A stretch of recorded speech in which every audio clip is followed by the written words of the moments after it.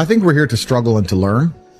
I don't think we're here to be happy. That's why when we keep going back to the happy argument, I've always found that kind of frustrating and annoying. Yeah. And someone goes, oh, but I want to be happy. Why? Why? Why do you want to sit there and laugh? Like you were happy your entire childhood. That's your happy days. You're allowed to be happy as a kid. It's all over now, right? You're a man. You have responsibilities. I think we're here to do important. Provide, protect. And we're also here to do important things. And important things are going to be difficult and they're going to be hard and you're going to get frustrated. But that's what gives you purpose. I don't see anyone who's chasing happiness. I think that's a very feminine frame. I understand why some women just want to be happy. I don't know how it feels to be a girl because I'm not one. But in my experience, I know women who just want to be happy. Yeah. Girls just want to have fun. Yeah. Fine. But you're a man, right? And if you're a man, then it's absolutely an utterly different experience of life. I think we're here to struggle. I think we're here to endure pain. Yeah. I think we're here to just see how hard we are to kill. I think that going through terrible things and living through them and coming out the other side is one of the most fantastic things about being human.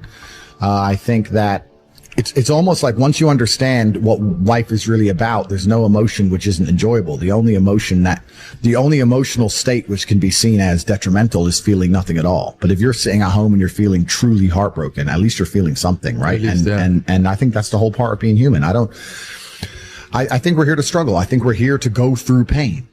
I don't understand how many humans function in the world today. I don't get people who don't think like me. I don't understand it. I'm like, well, then how have you survived this long? Life is hard.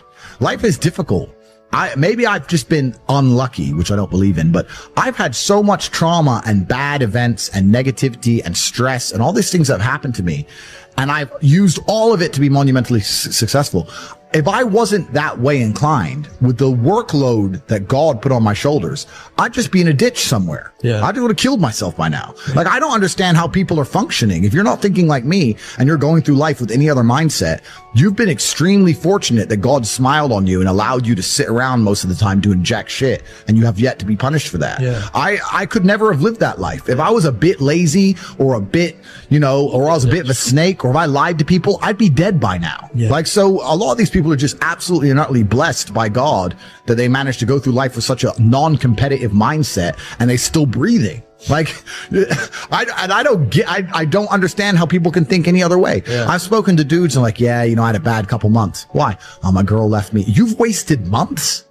You wasted months over some... Like, you had think of how much God loves you to have given you the grace and given you the opportunity to waste months of human time over some chick. Like, talk about blessed head to toe. If I waste months, empires are going to collapse. I'm going to end up in a cell or dead if I waste months. I have things to do every single day. I can't waste a second.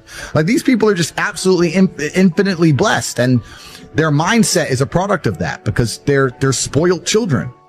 Absolutely spoiled children. If you're going through life with any other mindset besides a hyper competitive one, where you are capable of competing with some of the most dangerous men on the planet in all their forms, me and my network, and also my competitors. Mm-hmm. If you don't have that mindset, then you have to understand that you are spoiled. Yeah. You're spoiled by your reality because there's a whole bunch of people out here daily who fail.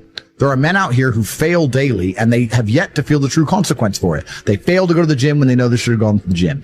They fail because they forgot their keys and it took them 10 minutes to find them. They fail because they replied to a question they got sent on WhatsApp the wrong way. They fail because they didn't smile when they were supposed to. They didn't say please and thank you to that person who helped them. They fail because they didn't say hi to that girl who's looking at them out the corner of their eye. They just fail perpetually. They go through life missing every opportunity and just failing. And somehow we've built a society which is so soft and God is so giving and so graceful that they still have a place to eat and somewhere to sleep, and they're still surviving.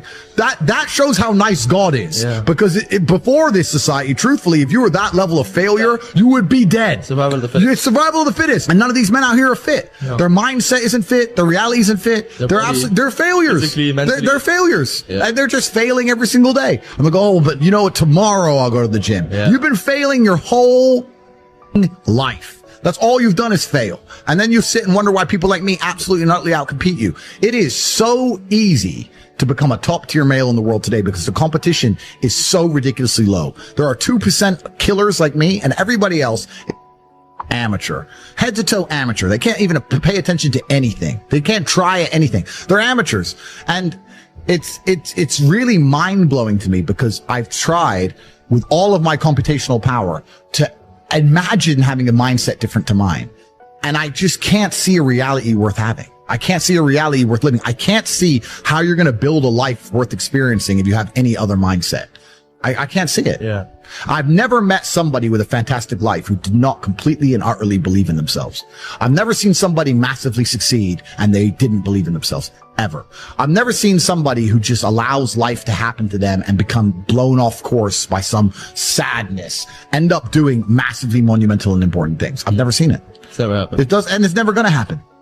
If I'm unhappy with something and I'm uncomfortable with something, I fix it. Yeah. That's endless motivation, which I don't truly believe in as a concept, but that's endless fuel for the fire. Right. If I was unhappy with something about myself, regardless of what it was, I would be able to take all of that discomfort and turn it into endless energy to get the problem fixed. Yeah, exactly. But these people seem to it's okay to be unhappy. Yeah. Well, these people seem to sit and say, I'm really unhappy with X, but then stay doing X. So I don't believe they're truly actually unhappy. What you'll notice if you live life long enough is that somebody will sit and say to you, I'm unhappy being a loser. You say, why are you a loser? I just sit at home and play video games 7 days a week. And you're like, okay. And maybe 3 days of the week, they're unhappy doing that. Yeah. And that's the time they email you and that's the time they want to make a change. But 4 days of the week, they don't really, it doesn't really bother them. Yeah. It doesn't really bother them. Because if it bothered them 7 days a week, guess what? They would fix it. Correct. Yeah. So I have very little sympathy for people.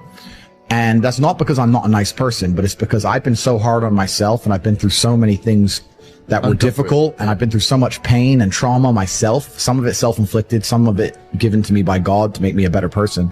But I've been so difficult on myself. It's very hard for me to look at somebody who's refused to be difficult on themselves and see them as my equal or feel sympathy or pity for them.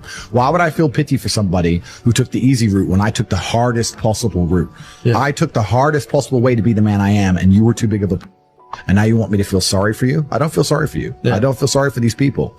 And because as a man, you can be anything you decide you want to be. That's the beauty of being a male. You can build your character completely from the ground up, just like a video game. Every single thing about me that people respect, I built. I was not born a world champion kickboxer. I was not born this intelligent or intellectual. I was not born this rich. I was not born this strong. I was not born this confident. I was not born this interesting. I was not born this charismatic and humble and gorgeous and tall and strong and sexy. I was not born none of these things. I became these things myself. So I deserve all the spoils of war. And anybody who decides they don't want to work hard enough to become those things, then they deserve to sit and accept they're my inferior. Yeah. That's their problem. I don't care how I feel. Yeah. I don't care if I feel happy or sad. It doesn't really affect what I do each day. I do the exact same things. I act the exact same way. I don't care. Yeah. I don't put weight to the significance of the emotion. So I always consider myself a happy person, but if I woke up and I was slightly less happy one day than another, it wouldn't affect anything I do and I wouldn't put any relevance to it. I'm human and that's life. But truthfully, it doesn't matter if it's getting a girl or it's making money or it's getting status. It doesn't matter what it is. As a man, we live in hyper-competitive environments. I don't think enough men understand how competitive the world is. If you want a girl, you're competing against other men. You're not the only man who had the idea of getting that girl. There's no girl you're going to see and go, I'll get that girl, and didn't cross anyone else's mind. Everybody else wants her. You have to outcompete other men. You have to be as competitive as possible. You have to be as successful as possible in all realms. You have to be as good looking, as funny, as smart, as spontaneous, as interesting, as charismatic, as rich as possible. You need to try very hard to be your absolute best. And as you become a better man, you'll crack through different tiers of attractiveness and eventually you get to the top and you'll be able to have any girl you want. But the truth is, I have a lot of guys ask me, similar to your question, a guy will come to me and go, how do I get a girl? I'm like, bro, you're a loser. Yeah, but I know, but how do I get a girl? Well, you're a fucking loser. You're a loser. Why are you asking me? It's like saying, how do I win a race with a push bike? You're racing Ferraris. What do you want me to do? Yeah. There's only so much you can do. There's only so hard you can pedal. There's only so many tricks and tips. There's only so many game things you can say, so many pickup lines. If you're a loser, it's going to be very, very difficult and it's going to get harder and harder. The game is rigged to become harder and harder for men. It's not getting easier. It's going the other way. And if you're going to be on a racetrack and there's going to be Ferraris there and you're going to be on a pedal bike or in a Nissan, you're going to get smoked. That's the game. You have to up yourself. You have to improve yourself. I'm not going to lie to anybody here and say you don't have to improve yourself. You can stay a loser and get chicks, because you can't.